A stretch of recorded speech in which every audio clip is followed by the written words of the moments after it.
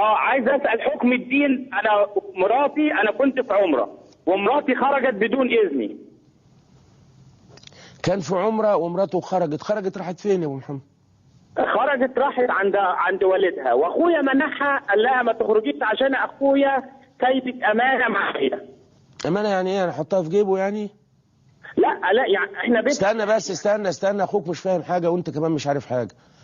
قال لا سايبك امانه يعني ايه؟ اما تروح عند ابوها يبقى ضيع الامانه وضيعت هي الامانه. سايبك امانه ما تروحش ترقص بالليل وتعريان. سايبك امانه ما تدخلش واحد اخوك ما يعرفوش.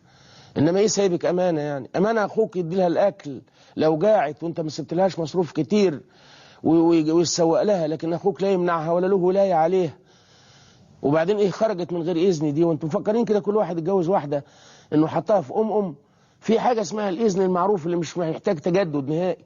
انت متجوزها وعارف انها هتروح كل يوم السوق وتجيب الكرنبه والطماطم وتيجي، او موظفه تستاذنها كل يوم بعد اذنك اروح الشغل 7 الا ربع، بعد اذنك اخد فطاري. هو في ايه يا جدعان؟ هي بعد ايه استاذن لحاجه جديده؟ المعهود معروف ان ما فيهوش في استئذان. المعهود تستاذنك تقول لك بعد اذنك هدخل الحمام. هي المرأة للدرجة دي حتة كرة شراب؟ لا يا ولدي الله يخليك. راحت لابوها لم تأسم، واخوك مش فاهم معنى الامانة، واحنا رايحين عمرة نقول لبيك اللهم لبيك ونخرب الدنيا هنا.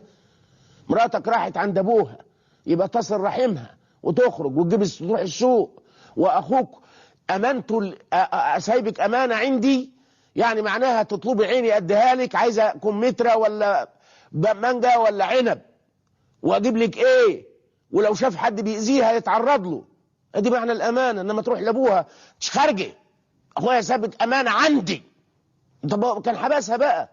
ما ينفعش يا ابو محمد. منى اتفضلي فاصل اعلامي قبل منى.